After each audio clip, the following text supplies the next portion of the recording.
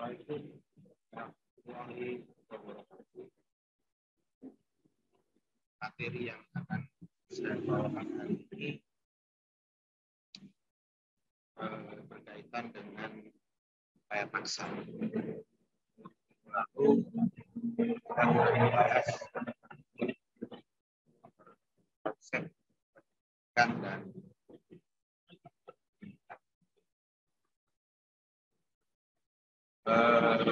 dalam KUHP dapat norma hukum yang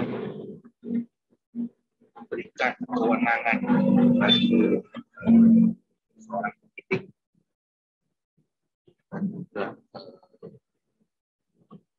hakim untuk dapat melaksanakan suatu upaya paksa. Pertama-tama yang ingin saya sampaikan adalah mengenai apakah upaya paksa itu merupakan suatu konsep hukum. Hal ini masih menjadi karena memang dalam pasal 1 KUHP itu tidak mengeluarkan atau tidak memberikan definisi mengenai upaya paksa sebagai suatu konsep. Kemudian beberapa ahli hukum saja Yahya Rahab,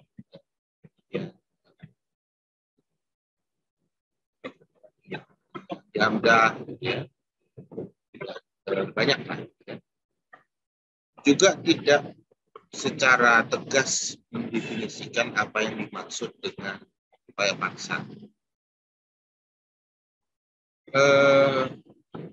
Namun demikian, ya, ada beberapa yang secara sulit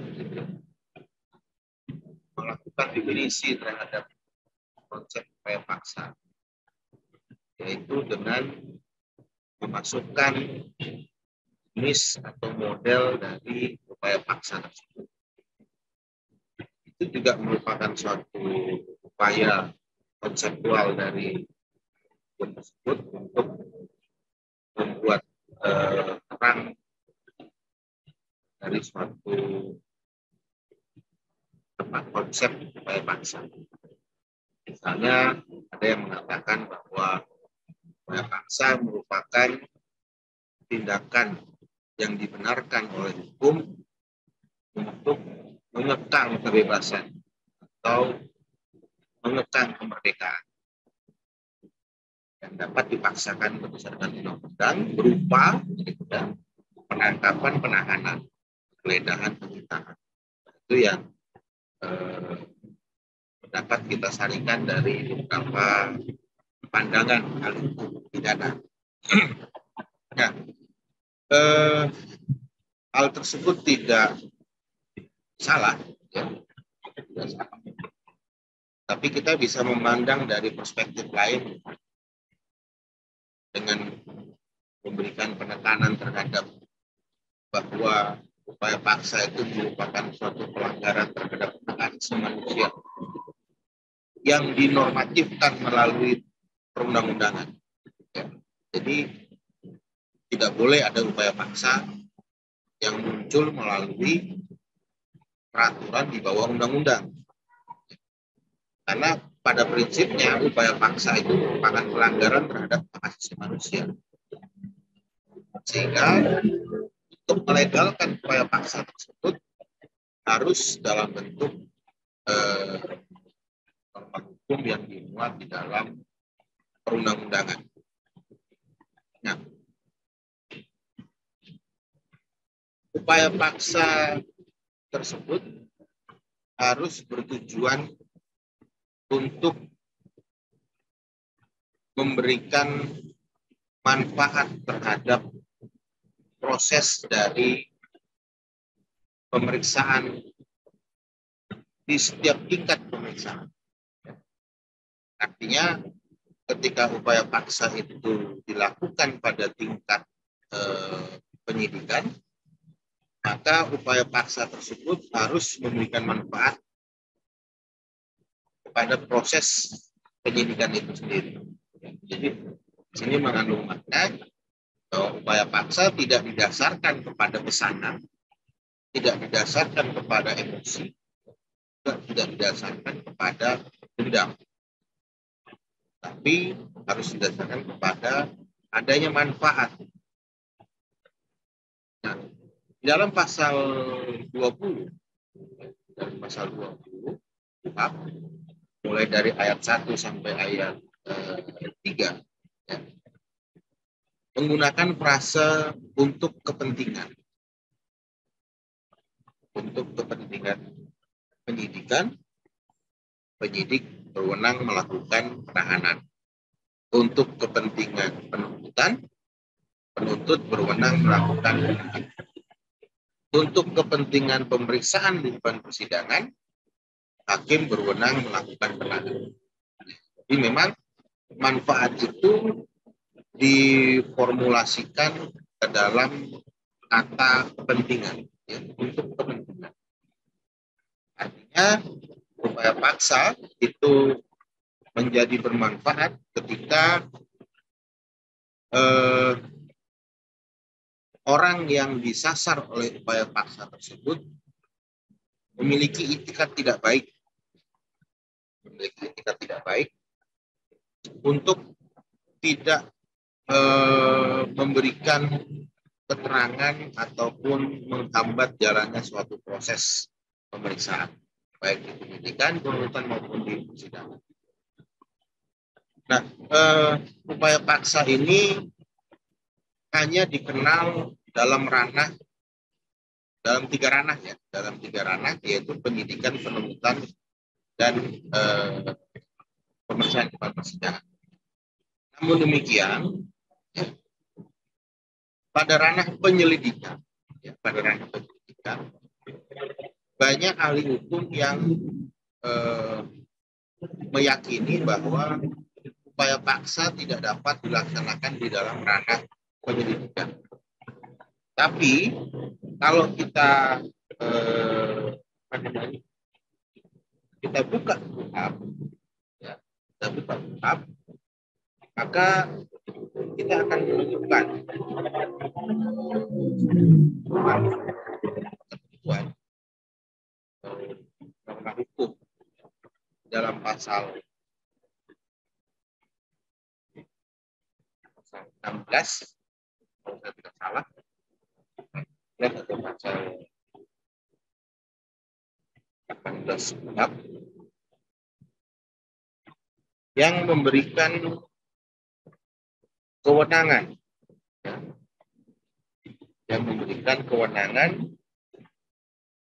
kepada penyelidik, mungkin bisa Anda buka di dalam KUHP-nya, yang memberikan kewenangan kepada penyelidik untuk melakukan upaya paksa berupa penangkapan, bukan penahanan, tapi berupa penangkapan.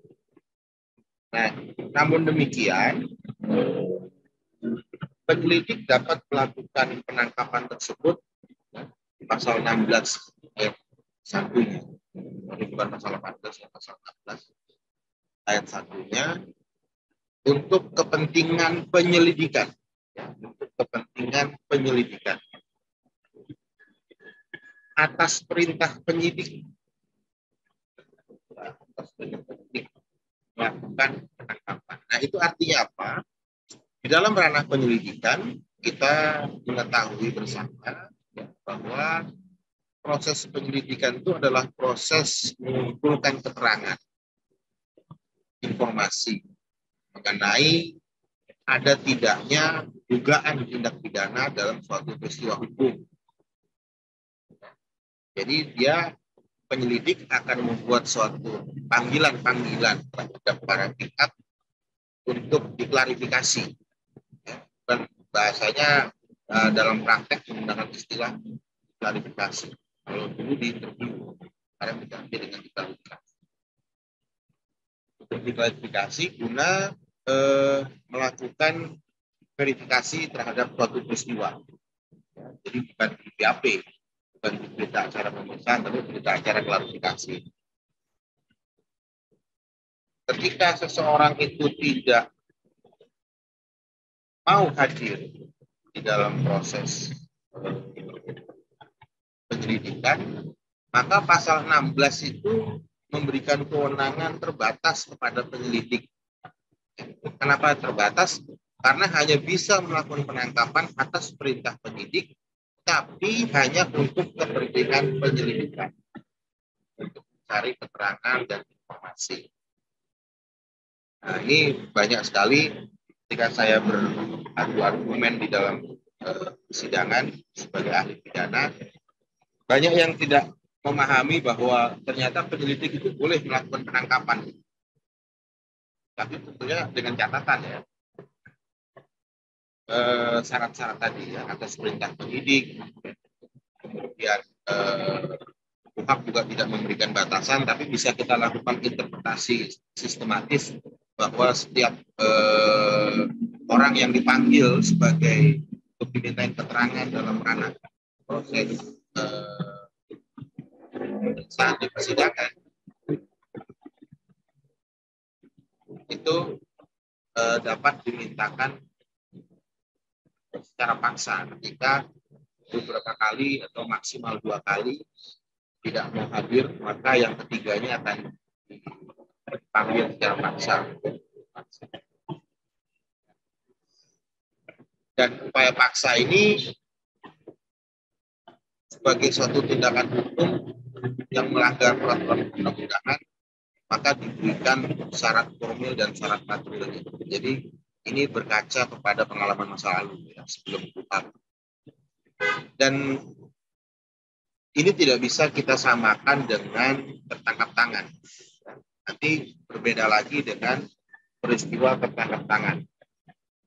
Nah,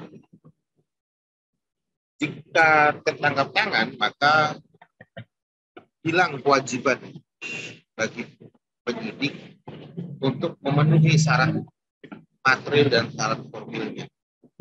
Karena peristiwa pidana sedang terjadi atau telah terjadi beberapa saat yang lalu, memunculkan kewenangan bagi penegak hukum untuk melakukan tangkap tangan, sehingga tidak perlu lagi memenuhi syarat formil dan syarat material. Oke. Nah,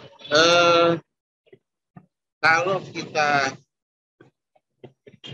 simak, kita baca dengan baik-baik KUHP, maka KUHP ini mencoba untuk mengkorelasikan antara upaya paksa dengan permohonan pra-peradilan. Ya, dengan permohonan pra-peradilan. Hanya saja kemudian KUHP tidak dalam pasal 77 tidak memasukkan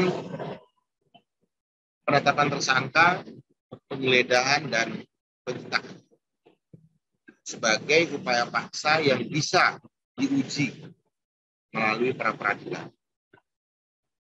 Jadi upaya paksa yang bisa diuji melalui pra-peradilan menurut KUHP ya, sebelum putusan MK 21/2014 itu hanya penangkapan dan penahanan. Ya, selain penghentian penyidikan, penghentian penuntutan. Ya. Karena penghentian penuntutan tidak masuk klasifikasi upaya paksa, tapi bisa diuji ya, di dalam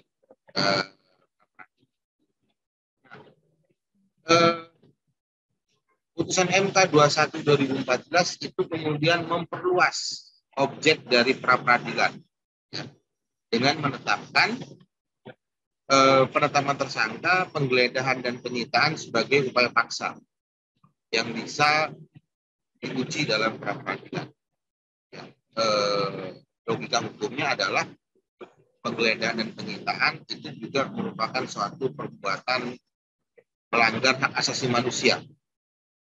Dan secara norma hukum memang kedua tindakan tersebut, penggeledahan dan penyitaan, itu membutuhkan izin dari ketua pengadilan atau izin dari pengadilan negeri setempat. Nah, ini nanti dalam praktek perdebatannya kata setempat itu juga memunculkan polemik. Ada kawan saya mengatakan kita seorang anggota kepolisian tersangkanya itu di kota A, ternyata barang buktinya atau alat buktinya ada di kota B. Nah, izin penyitaannya itu dari kota A. Padahal KUHP jelas menyebutkan izin pengadilan negeri setempat. Nah, kata setempat merefer kemana? Kalau saya merefer kepada objek yang akan disita. Nah, mengenai objek upaya paksa ini ada yang menyimpang di dalam peraturan teknis, ya. Terutama di dalam peraturan Kapolri nomor 6 tahun 2019 tentang manajemen penyidikan tindak pidana atau penyidikan tindak pidana. Peraturan Kapolri tersebut menambahkan tindakan hukum berupa pemanggilan sebagai upaya paksa. Nah, ini agak menyimpang sebenarnya, karena upaya paksa itu harus ditentukan oleh undang-undang. Nah, undang-undang dalam hal ini KUHP tidak menentukan pemanggilan sebagai upaya paksa. Mahkamah Konstitusi juga tidak memperluas upaya paksa dengan memasukkan konsep pemanggilan sebagai upaya paksa. Walaupun memang di dalam proses pemanggilan, penyidik diberikan wewenang untuk menjemput paksa. Ya, ketika sudah memanggil 2 kali, ya, maka yang ketiga kalinya dijemput paksa. Nah, saya agak khawatir kalau itu yang ditafsirkan sebagai pemanggilan bagian dari upaya paksa, ya, karena sebenarnya bukan itu. Tidak ada nomenklatur yang menetapkan itu sebagai upaya paksa. Ini yang agak menyimpang dari peraturan teknisnya. Nanti Anda bisa cek di peraturan Kapolri nomor 6 tahun 2019. Juga di peraturan Kapolri sebelumnya, nomor 14 tahun 2012, itu juga memasukkan pemanggilan sebagai upaya paksa. Nah, untuk penetapan tersangka saya tidak akan bahas di sini, ya. Nanti linknya akan ada saya taruh di bawah di deskripsi, karena sudah saya singgung di video sebelumnya, ya, tentang penyelidikan dan penyidikan. Bagian akhir itu ada pembahasan tentang upaya paksa. Jadi Anda bisa ulang-ulang lagi video. Saya masuk langsung kepada penangkapan. Ya. Oke. Nah, suatu kajian hukum, ya, itu selalu diawali dengan pengertian, dengan konsep, menjelaskan konsep. Penangkapan sebagai suatu konsep hukum itu dijelaskan terlebih dahulu agar kita memahami apa hakikat dari penangkapan itu. KUHP menjelaskan suatu tindakan penyidik berupa penentangan sementara waktu, pembebasan tersangka atau terdakwa. Nah, ini perlu digarisbawahi, ya. Berarti penangkapan itu hanya bisa ditujukan kepada tersangka atau terdakwa. Ya, kalau atau terdakwa berarti kan itu kewenangannya hakim, ya. Kewenangan hakim untuk menetapkan penangkapan tersebut. Atau di dalam kewenangan sudah masuk dalam ranah penuntut umum karena statusnya sudah berubah. Oke. Apabila terdapat cukup bukti, ini nanti akan merujuk kepada syarat dari seseorang untuk ditetapkan sebagai tersangka. Ya, di video yang lalu, untuk ditetapkan sebagai tersangka itu setidaknya ada 2 alat bukti yang sah berdasarkan pasal 144 ayat 1 KUHP. Jadi Sebelum putusan 21/2014, terminologi mengenai cukup bukti, ya, ada 3 terminologi: cukup bukti, bukti permulaan, kemudian bukti permulaannya cukup. Ya, terminologi itu muncul di dalam KUHP, namun tidak ada penjelasannya, ya, sehingga interpretasi terhadap cukup bukti, bukti permulaan, bukti cukup itu sangat tergantung dengan subjektivitas dari penyidik yang melakukan tindakan hukum berdasarkan diskresi.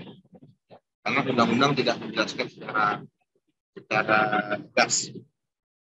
Terdapat cukup bukti guna kepentingan penyidikan atau penuntutan dan atau peradilan dalam hal serta menurut cara yang diatur dalam undang-undang ini.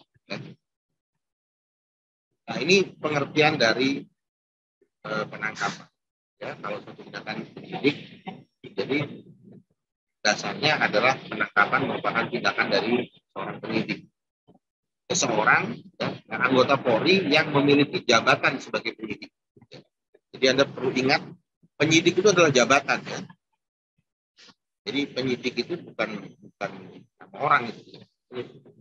Nggak bisa seorang penyidik, nggak bisa, karena penyidik itu adalah jabatan. Penyidikan fungsinya, jadi jabatan fungsional penyidik. Nah, apa syarat-syaratnya? Ini ada syaratnya, ya, memperlihatkan surat tugas, memberikan surat tugas.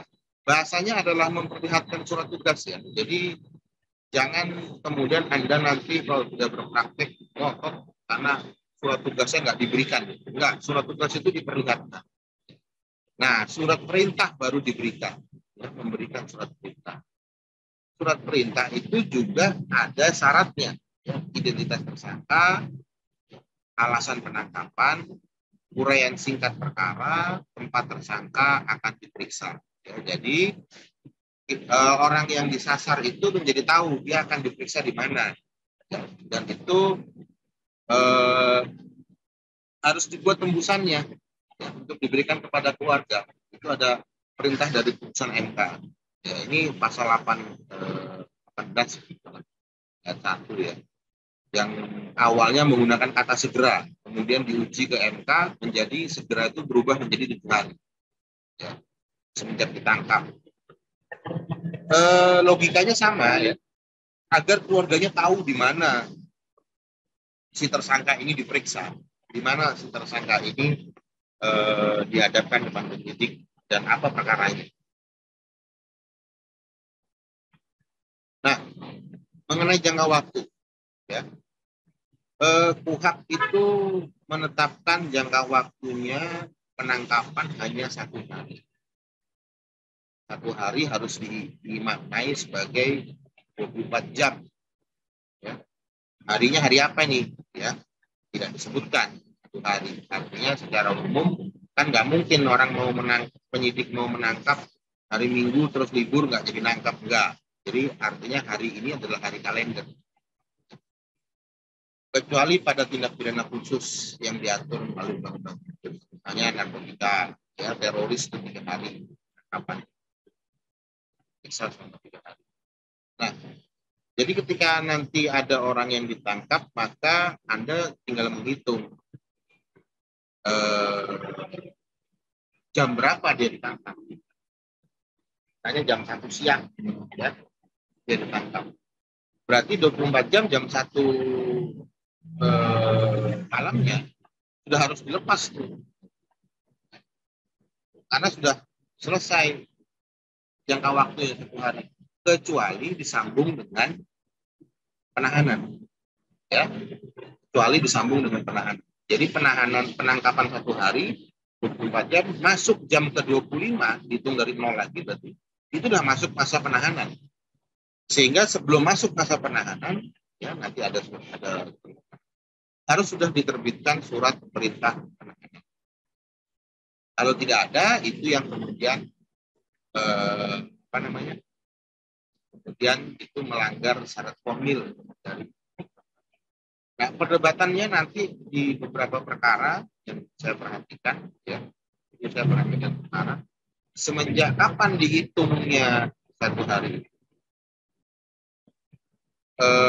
Beberapa mengatakan semenjak si tersangka itu ada di dalam kantor kepolisian. Tapi bagaimana kalau misalnya yang ditangkap itu jarak dengan kantor kepolisian itu 12 jam misalnya? Ya, kan ada beberapa daerah yang geografis sejauh. Jadi seharusnya penangkapan itu dihitung dari semenjak dia dinyatakan ditangkap, dibawa ke kantor polisi. Itu sudah masuk dihitung dari penangkapan. Harusnya seperti itu. Nah, terus konsep penangkapan ini dikecualikan dengan konsep tertangkap tangan. Nanti kita akan bahas tersendiri tentang penangkapan. Kemudian penahanan. Ya, kita lihat konsepnya. Definisinya apa? Penempatan tersangka atau terdakwa ya, di tempat tertentu oleh penyidik atau penuntut umum atau hakim dengan penetapannya. Ya, jadi di sini bisa kita bedakan ya. Kalau penyidik berarti ada surat perintah, penuntut umum surat perintah, tapi kalau hakim dengan penetapan. Dengan penetapan hakim, bukan dengan surat perintah. Dalam hal serta menurut cara yang diatur dalam undang-undang ini. Jadi penahanan pun sama ya, statusnya harus tersangka atau terdakwa. Tidak boleh saksi ditahan, nggak boleh. Maka prosedurnya adalah status tersangka dulu ya, atau terdakwa. Ini kurang atau terdakwa. Ada surat perintah penahanan yang berisikan identitas tersangka alasan sama. Tembusan perintah penahanan atau penahanan mutlak harus diberikan kepada keluarga. Kepada keluarga. Nah, yang perlu Anda hafal ya, yang perlu Anda hafal itu adalah masa penahanan yang di dalam KUHP itu diatur dari pasal 24 sampai pasal 30.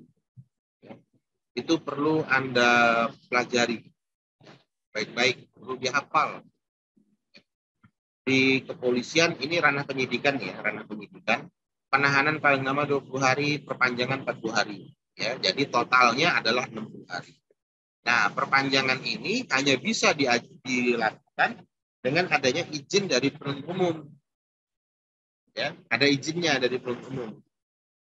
Pertanyaannya kan begini, Pak, kok ada penuntut umum di sini? Nah, ya, ini yang para penegak hukum sering lupa kalau institusi mereka itu sebenarnya secara fungsi saling berhubungan.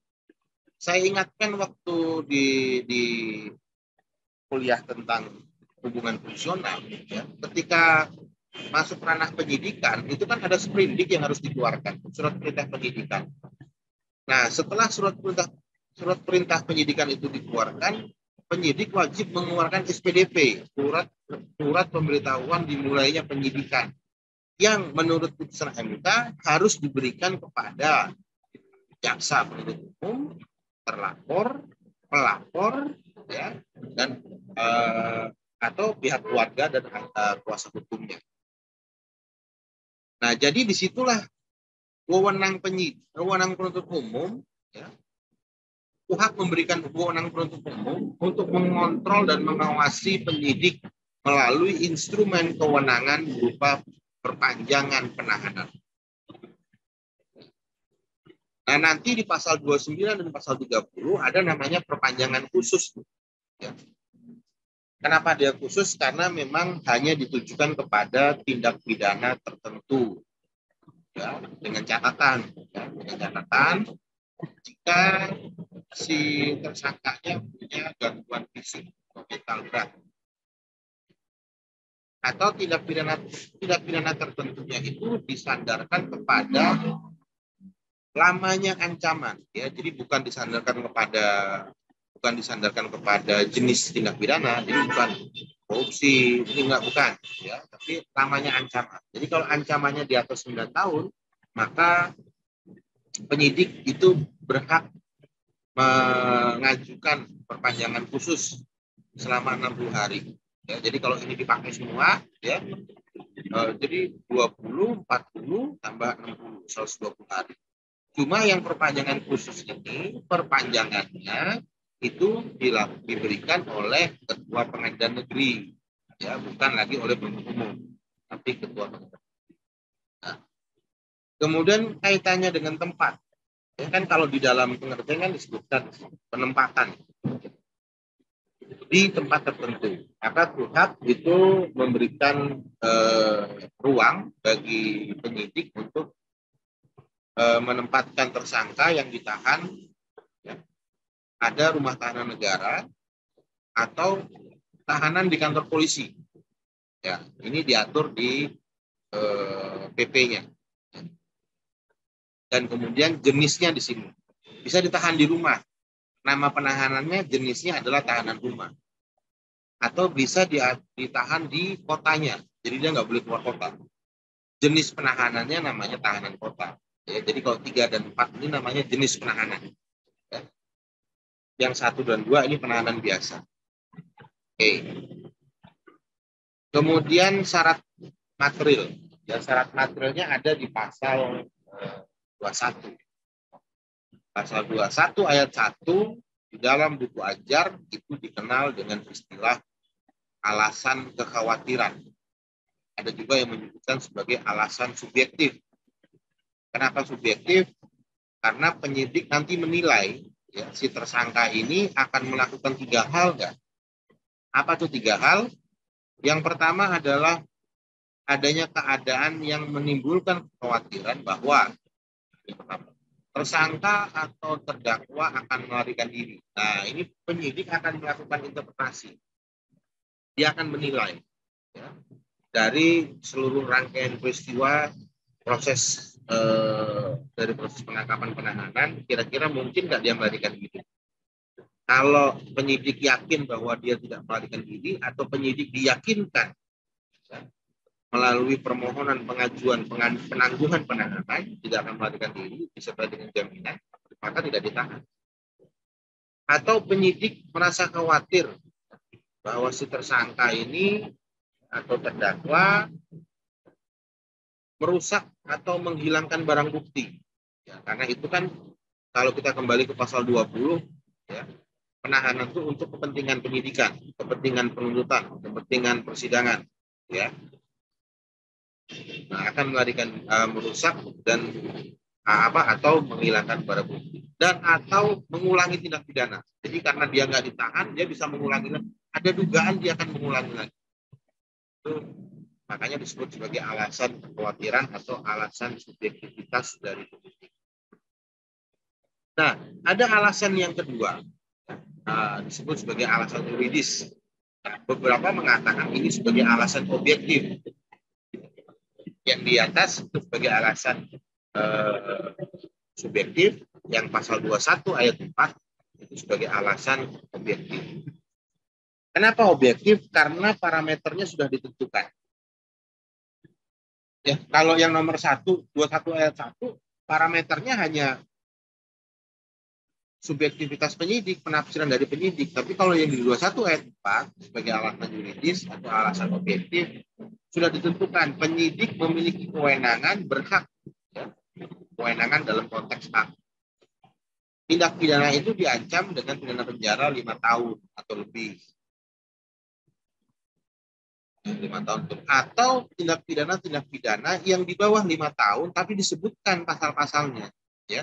Pasal 28 ayat 3 ini di bawah 5 tahun, ya. Tapi penyidik dapat melakukan penahanan, memiliki kewenangan untuk melakukan penahanan. Pasal 29 296, pasal 335 ayat 1, pasal 355 ayat 1. Ya, ini ada pasal-pasal. Anda perlu pelajari, Anda perlu hafal ini.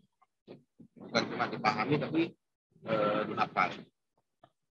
Nah, ini syarat material dari suatu tahanan. Oke, kemudian kita masuk ke penggeledahan. Kita lihat konsepnya dulu nih. Konsepnya ada penggeledahan rumah dan penggeledahan badan. Penggeledahan rumah, tindakan penyidik untuk memasuki rumah tempat tinggal atau tempat tertutup lainnya. Ya, jadi bukan tempat tinggal, tapi tempat tertutup. Untuk melakukan tindakan pemeriksaan dan atau penyitaan dan atau penangkapan. Nah, ya. Jadi penggeledahan itu punya 3 tujuan. Ya. Pertama merupakan tindakan pemeriksaan, kemudian melakukan penyitaan, atau dia menggeledah memasuki rumah untuk melakukan penangkapan. Ada 3 hal yang bisa dilakukan oleh penyidik. Nah, tapi di sini uniknya adalah tidak disebutkan ini sebagai rumahnya tersangka atau rumahnya saksi gitu ya. Artinya bisa siapa saja ini, ya bisa siapa saja. Kemarin sempat ada yang mengatakan penyitaan tapi bukan barang milik tersangka tapi milik saksi. Kalau melihat konsepnya seperti ini, maka rumah atau tempat tinggal itu bisa siapa saja. Bisa punyanya saksi, bisa punyanya korban juga gitu ya. Rumah digeledah. Kemudian KUHP juga mengenal penggeledahan badan. Tindakan penyidik untuk mengadakan pemeriksaan badan dan atau pakaian tersangka untuk mencari benda yang diduga keras ada pada badannya atau di bawahnya serta untuk disita. Ya, jadi penggeledahan badan itu pemeriksaan yang dilakukan untuk disita. Nah, ini biasanya digunakan untuk peristiwa-peristiwa tertangkap tangan atau peristiwa-peristiwa orang-orang yang sudah dijadikan target ada pengembangan peristiwa pidana. Nah, jadi dia memang bukan sebagai tersangka, bukan sebagai terdakwa gitu ya. Makanya kaitannya ini dengan peristiwa tertangkap tangan. Dan penggeledahan ini yang perlu diingat ya, yang digeledah dan menggeledah itu harus sama jenis kelaminnya gitu ya. Jadi laki-laki menggeledah laki-laki, polisi laki-laki menggeledah, polisi wanita menggeledah wanita. Kemudian syarat formilnya apa? Syarat formilnya kalau penggeledahan itu harus ada izin ketua pengadilan. Nah, ini saya pernah berdebat dengan kuasa hukumnya penyidik ya, yang memiliki keyakinan nggak ada penggeledahan butuh izin, nggak ada, yang butuh izin adalah penyitaan. Nah, ternyata di pasal 33 KUHP itu disebutkan harus ada izin ketua pengadilan negeri setempat, surat perintah penggeledahan. Nah, ini yang penting juga ya, disaksikan oleh 2 orang saksi. Tapi ini hanya jika tersangka penghuninya setuju. Artinya dia ketok-ketok gitu ya, masuk ke dalam. Kalau yang pemilik rumah itu setuju, maka disaksikan oleh 2 orang saksi. Tapi kalau tidak setuju, ini nomor 4, yang tidak setuju ditambah kepala desa atau ketua lingkungan RT RW. Jadi 3 tuh. Nah, perdebatan di praktek adalah 2 orang saksi ini siapa? Nah, terkadang penyidik beralibi 2 orang saksi ini termasuk misalnya keamanan komplek ya, atau hansip atau satpam, nggak termasuk. KUHP ini merujuk kepada 2 orang saksi adalah masyarakat atau orang di sekitarnya. Nah, orang di sekitarnya itu atau masyarakat setempat itu bertujuan untuk menjaga tidak terjadinya pelanggaran hak asasi manusia. Kan kalau satpam dia tidak punya kepentingan, tapi kalau tetangga dia punya kepentingan, ada rasa saudara. Nah, ini yang perlu ditegaskan kembali bahwa ternyata dalam praktek sering menggunakan keamanan atau satpam untuk jadi saksi, padahal itu nggak boleh. Kemudian ada PA geledah, berita acara penggeledahan dan turunannya diserahkan kepada pemilik rumah atau penghuni setelah 2 hari. Jadi tegas disebutkan itu 2 hari.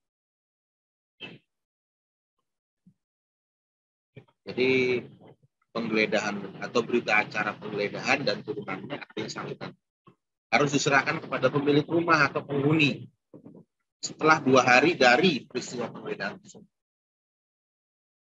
Sekarang kita lihat di penyitaan. Ini saya tulis penyidikan, ya, tapi sebenarnya di ranah penuntutan juga bisa. Aturannya pertama. Apa itu penyitaan? Serangkaian tindakan penyidik untuk mengambil alih dan atau menyimpan di bawah penguasaan benda bergerak atau tidak bergerak, berwujud atau tidak berwujud, untuk kepentingan pembuktian, ya, dalam penyidikan, penuntutan, dan peradilan. Ya, jadi pengambilan paksa oleh penyidik, menguasai barang milik orang yang akan disita. Nah, di sini juga menjadi suatu persoalan, ya, karena ternyata tidak ada disebutkan kata-kata tersangka atau terdakwa di sini, tidak disebutkan. Barangnya siapa yang boleh disita? Barangnya tersangkanya barangnya tersangka atau boleh barangnya orang lain yang kemudian berkaitan dengan tindak pidana yang dilakukan oleh tersangka. Sehingga kata kuncinya adalah penyitaan tersebut jika dilakukan terhadap orang yang berstatus saksi atau setidaknya bukan tersangka, maka penyitaan barang yang akan disita itu diyakini memiliki kaitan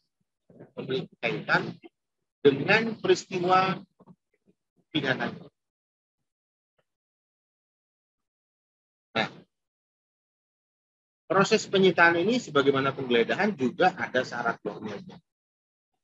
Ya, sama-sama harus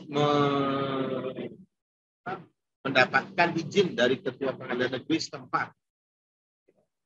Tapi dalam keadaan tertentu mendesak, ya, tanpa izin pun boleh. Ya. Misalnya barang buktinya itu barang bukti yang cepat gelap, narkoba dalam bentuk apa ya, bubuk misalnya gitu ya. Itu kan dibuang ke toilet, di flash hilang kan. Itu untuk mencegah itu bisa, ya, langsung dilakukan penggeledahan dan penyitaan. Tadi penggeledahan pun punya prinsip yang sama, ya. Dalam keadaan tertentu dan mendesak dia bisa langsung tanpa izin.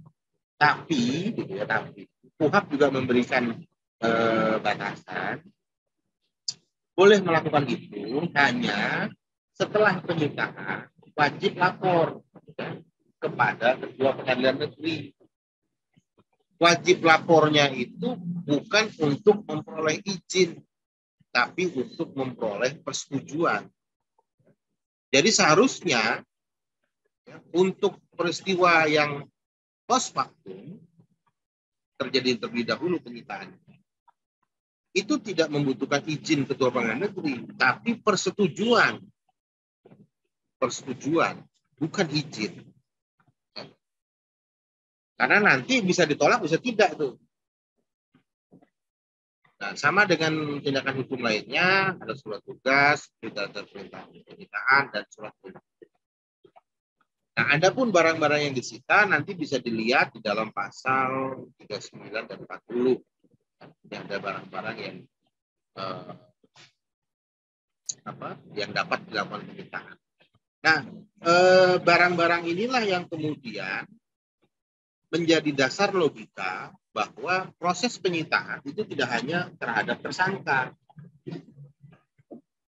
tapi barang-barang yang diduga berkaitan dengan tindak pidana yang dikuasai oleh orang lain. Yang dikuasai oleh orang lain selain tersangka. Nah, itu bisa disita. Jadi nanti jangan tototan, ini saya saksi kok disita gitu kan. Nah, ini logikanya masuk di sini pasal 39. Oke. Ya, itu tadi adalah proses upaya paksa. Nanti habis ini materinya akan saya sambung dengan pra peradilan biar nyambung. Ya. Tapi Anda perlu pelajari lebih detail dari buku ajar yang sudah saya submit di dalam link Google Drive. Nanti saya ulang lagi di deskripsi di bawah, juga dengan link sebelumnya supaya nyambung ilmunya, dan baca buku-buku lebih detail, khususnya mengenai jangka waktu, supaya pemahamannya komprehensif, tidak hanya dari saya, tapi juga dari para ahli hukum lain yang sudah dipublis pendapat-pendapat. Baik, sampai di sini kuliah hari ini. Terima kasih. Assalamualaikum warahmatullahi wabarakatuh.